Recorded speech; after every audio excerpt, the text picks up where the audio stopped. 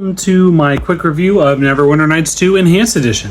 Neverwinter Nights 2 Enhanced Edition releases today for PC, Switch, PlayStation, and Xbox, and you can check out my full review over at Forbes.com, where I dove into the intricacies and nitty-gritty details of the game. For those unaware, the original Neverwinter Nights 2 was developed by Obsidian and published by Atari, and this Enhanced Edition is from Aspyr, the same studio that has brought us remasters of Legacy of Kain, Tomb Raider, and a bunch of Star Wars games. For fans of Baldur's Gate 3, you might be interested in this game because it is another D&D RPG that takes place in the Forgotten Realms setting of Dungeons & Dragons.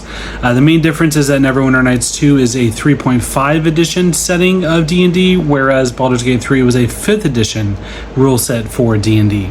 Long story short, I really enjoy Neverwinter Nights 2 Enhanced Edition. I played it on PS5. I got a code from Aspyr. Thank you to them for giving me an early access code to play the game.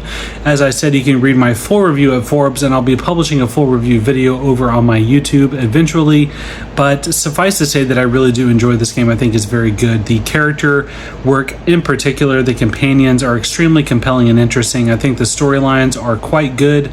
The main campaign is a little bit slow to start, but it gets good eventually. Mask of the Betrayer is still highly regarded as one of the greatest RPGs of all time, and it is an excellent story to play through. Storm of Zahir is less interesting, and the final campaign of the bunch, the fourth one, I'm honestly drawing a blank. I think it's called Mysteries of Westgate or something like that. It's fine. It's it's something to play if you enjoy the other three, but playing them in order is really recommended, as it's kind of ramp up the complexity as you go through each of the storylines.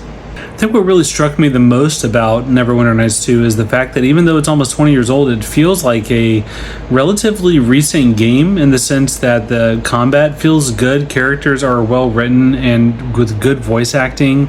They did a pretty good job of updating the UI. It's a little clunky to play on a controller, but it's perfectly fine, and it really wasn't that overwhelming. I think there's a lot of accessibility options, like different starter kits and packages for your classes. You can auto level up companions and your character if you want. Overall, if you love D&D, if you love fantasy RPGs, if you like character-driven stories with good writing and lots of depth in the combat, all that kind of stuff, if that's appealing to you, then Neverwinter Nights 2 is probably a game you're going to have a good time with. I really have enjoyed it, and I definitely intend on continuing to play it more.